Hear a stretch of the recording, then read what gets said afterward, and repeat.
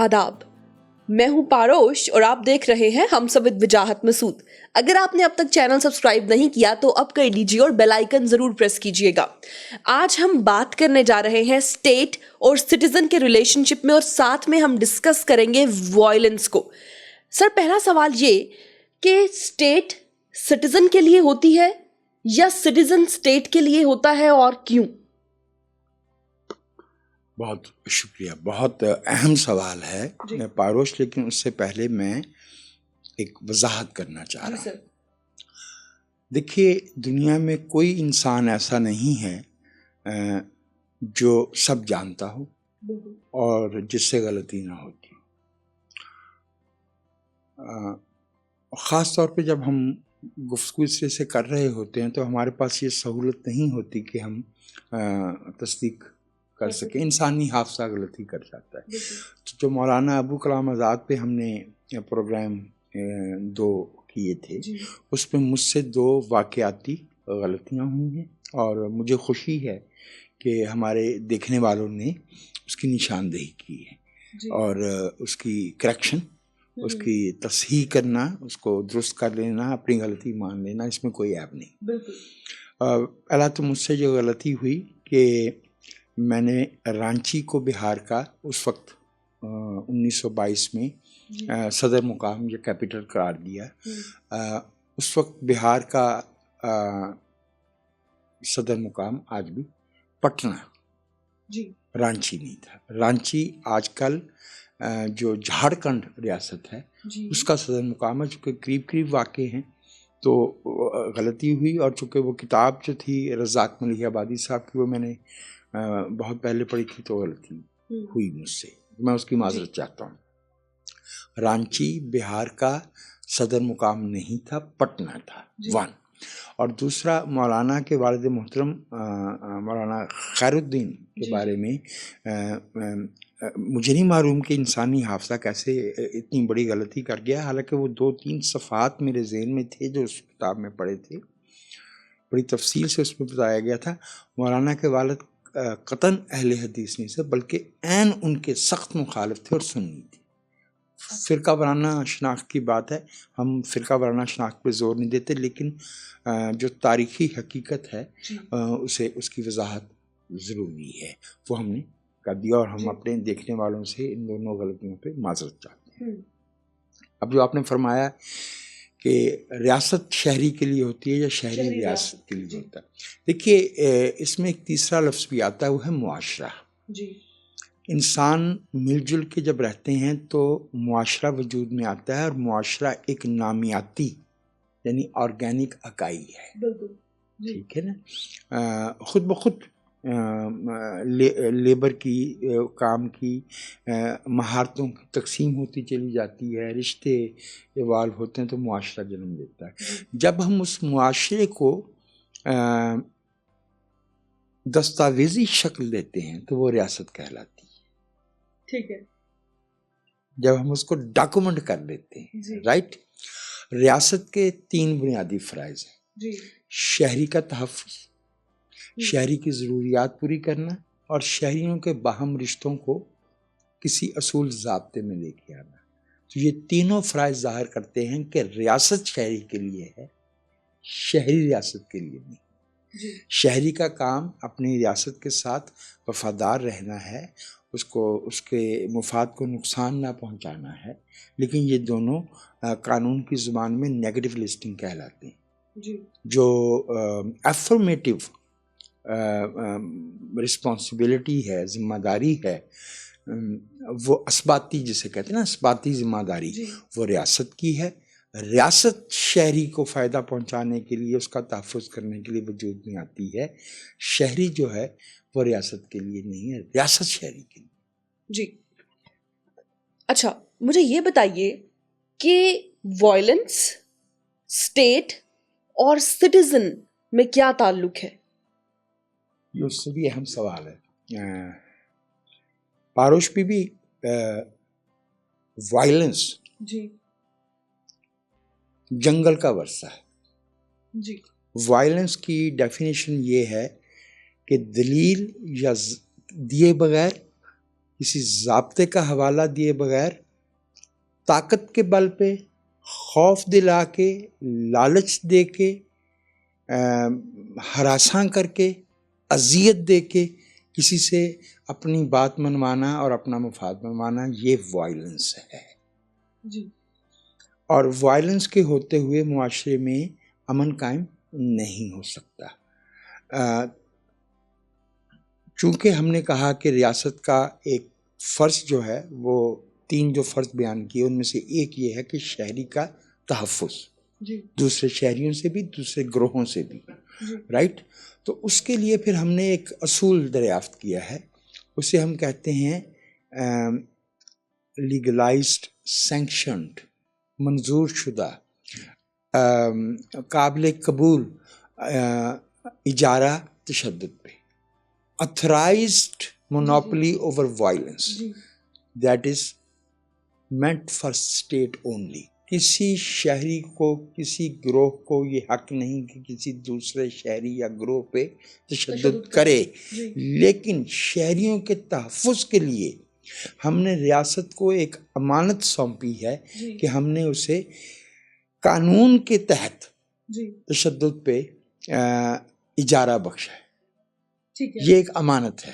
مثال کے طور پہ پولیس اگر کسی کو قید کرتی ہے، گرفتار کرتی ہے، آئے گا تو وہ بائی ڈیفینیشن وائلنس میں، کیونکہ زبردستی کی جا رہی ہے نا، لیکن وہ قانون کے اگر تحت ہے، with in the ambit of law, in accordance with the law, وہ اگر یا کسی کو جیل میں ڈالا جاتا ہے یا کسی کو لیکن اس کے لیے یہ ضروری ہے کہ وہ جو قانون ہے اس سے شہریوں کی تائید حاصل ہو، اور اس تائید کے لیے ہم نے پارلیمنٹ کا ادارہ یا جواب دہ حکومت کا تصور جو ہے وہ قائم کیا ہے.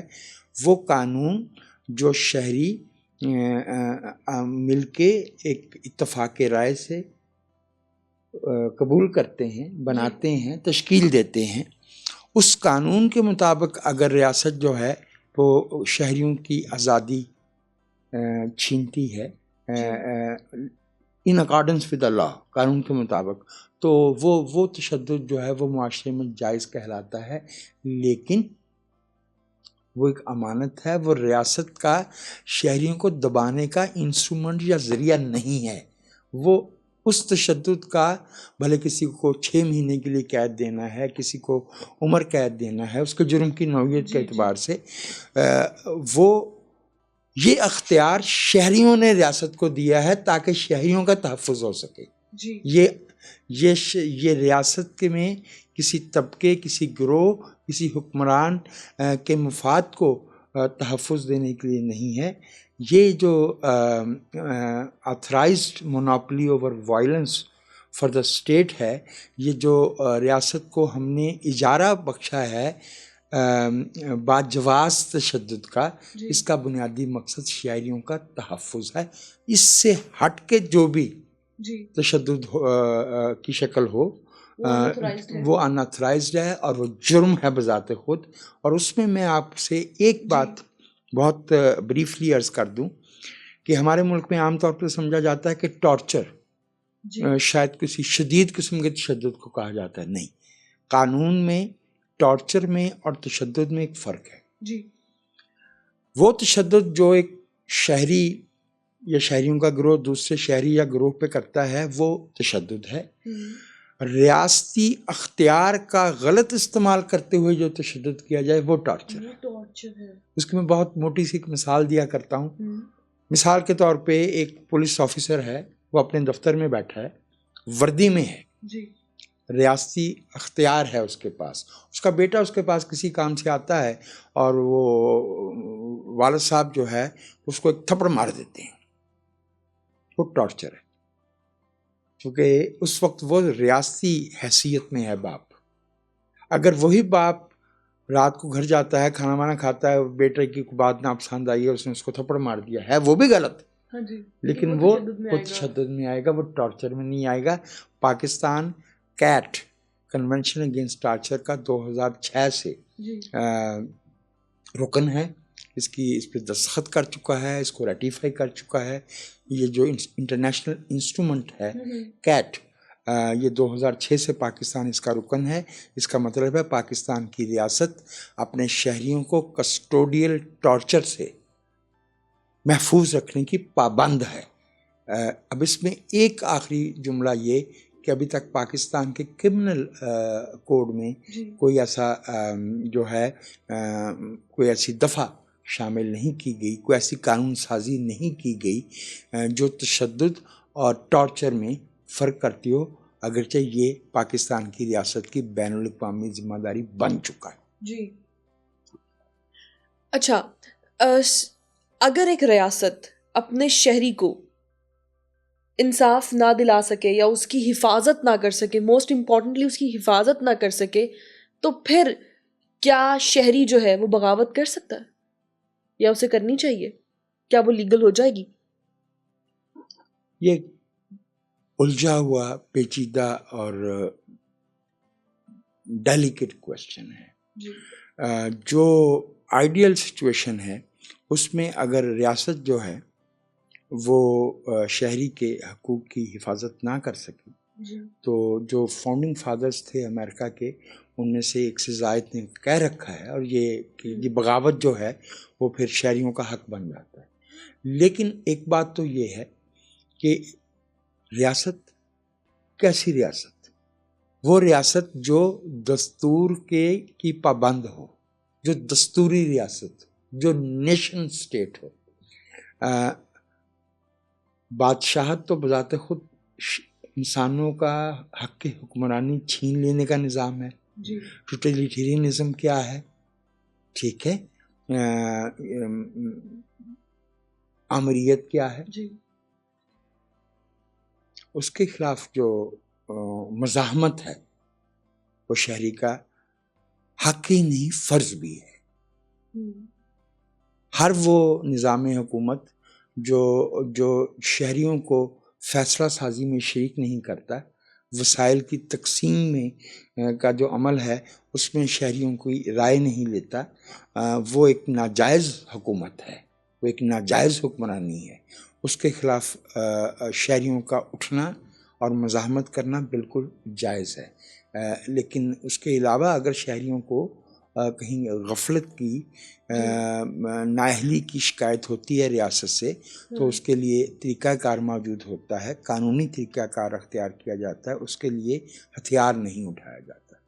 تو جو ریاست جمہوری ہو، جہاں ایک دستور موجود ہو، میں سمجھتا ہوں کہ اس میں بغاوت جو ہے وہ جرم ہے.